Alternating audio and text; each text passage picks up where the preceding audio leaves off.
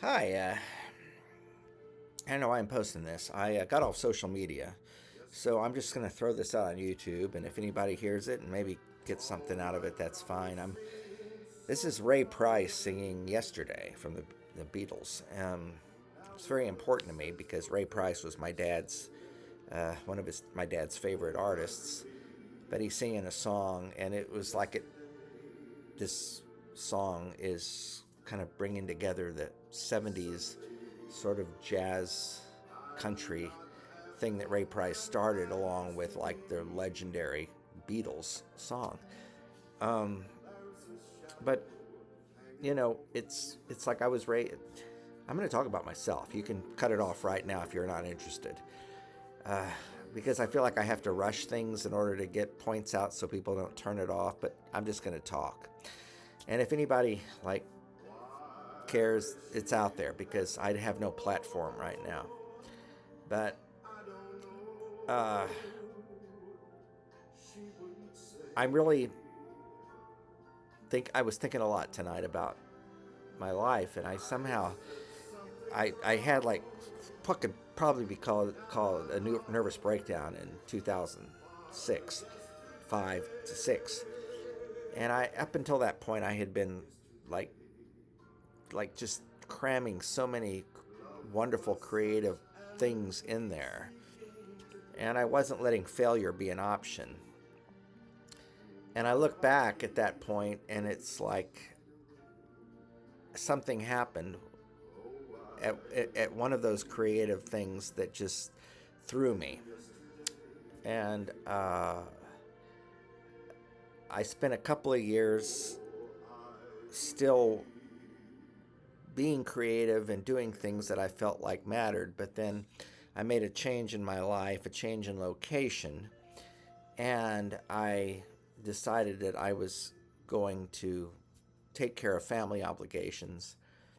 And I don't regret that at all. I was happy to do that. It actually became what my life was, and I also just got in a job so that basically the parts of me that were creative I just sort of suppressed. But I had a couple of friends who gave me avenues to keep some of that creativity going, whereas I could have stamped it out right there and just moved on. So when my so COVID happened, and a lot of the world just kind of turned over and went crazy. And my dear mother, who I'd been taking care of, passed away. And so I just, not having anything else behind me, I just decided I'd move back to Austin, which is where which was like, I felt my creativity had blossomed, to sort of pick up where I left off. But what I didn't realize is that in those 14 or so years, there were some wonderful things that happened, but I also just sort of inflated everything that happened when I lived here in Austin. And I came back and I realized that a lot of time has passed, and I'm an older guy, and a lot of things had changed. And so since 2006, uh, there were a lot of ups and downs and trying to figure out what's going on. And in that time frame, a lot of things happened. And it's like I look back at my life before 2006, and tonight I was just sitting there thinking about the things I had accomplished. And it was just amazing. I look back and I can't believe I did these things. And I was only able to do them because my father brought me into his company, allowed me to work with him, which gave me a freedom to pursue my creative things. there's a lot of guilt involved with that. That goes along with so much of the fraudulent thoughts that we have as artists, actors, writers, whatever it is. But when I look back at my life, like I was tonight, I was thinking, so proud of the things that I did. I'm not going to enumerate them here because then that just sounds egotistical. And even though I call myself a reluctant narcissist, because I do think a lot about those things, but I'm afraid to like blab on about them. But I'd rather talk about like the psychological issues involved in this. But without having a family, without having kids or a wife,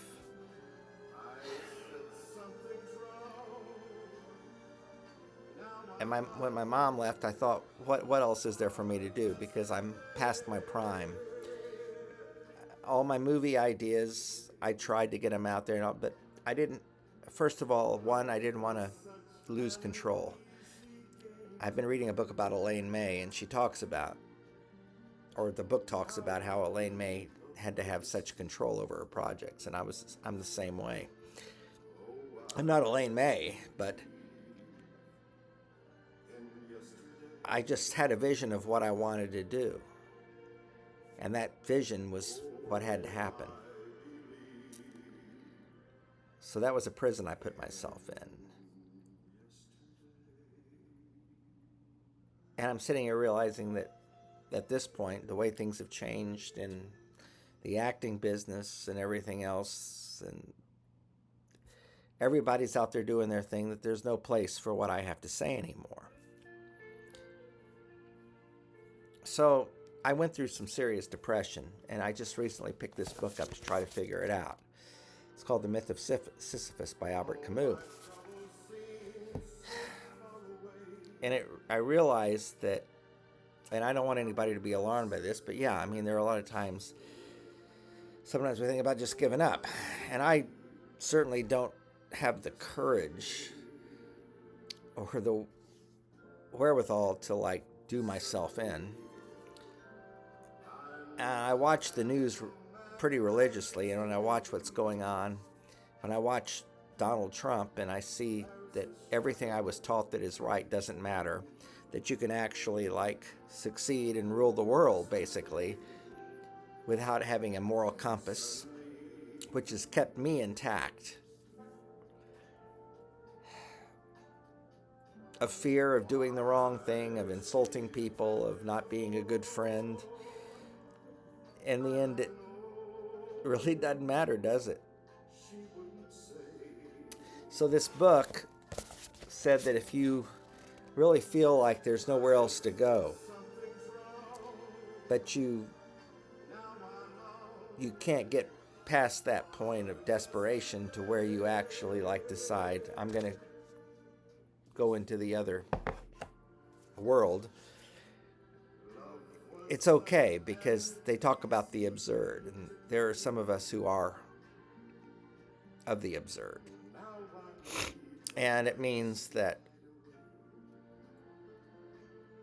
we look at quantity and not quality. I'm not saying that there's not quality in our life, but we look at all of our experiences.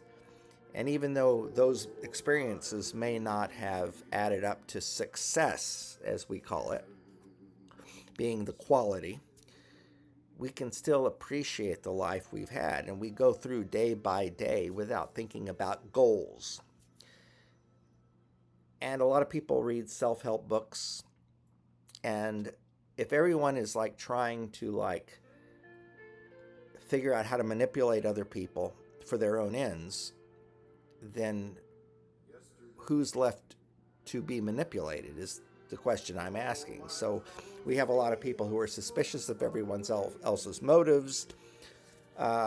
Everyone's reading the books about how to make money and how to be successful, and nobody really is successful except for those people that basically, let's face it,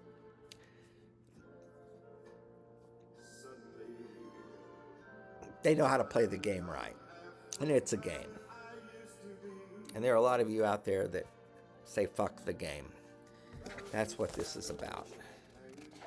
That's what this is about. And I'm glad I read this book at 61 years of age.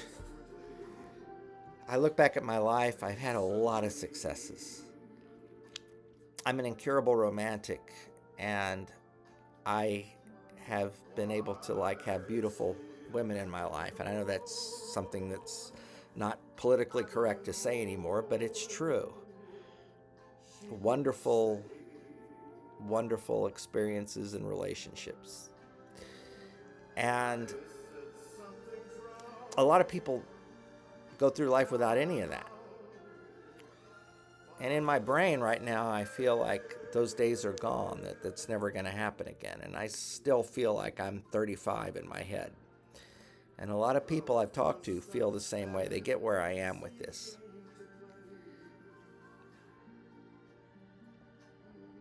I just had to talk tonight.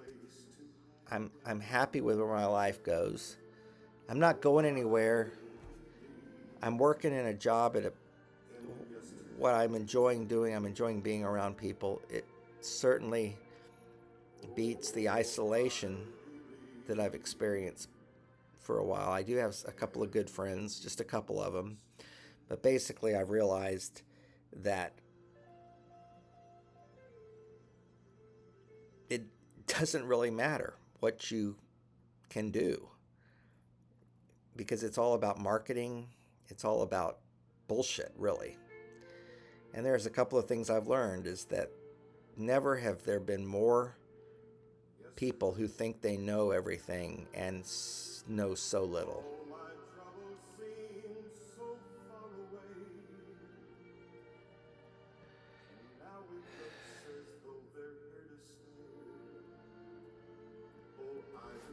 I just don't know.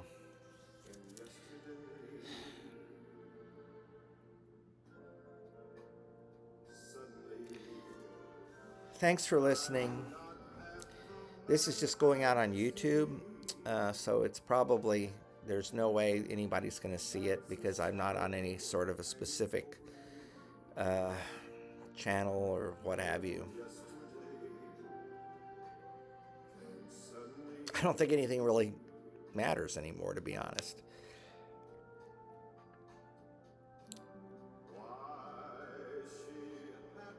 I do feel like I have things to say, and I feel like I could have said things a certain way, but I missed my opportunity.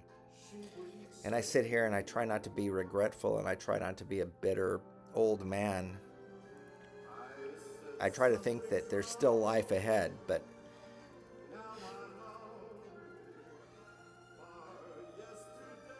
I don't know, man. I just think I'm going to live like the absurd, you know? Fuck the games, fuck the politics.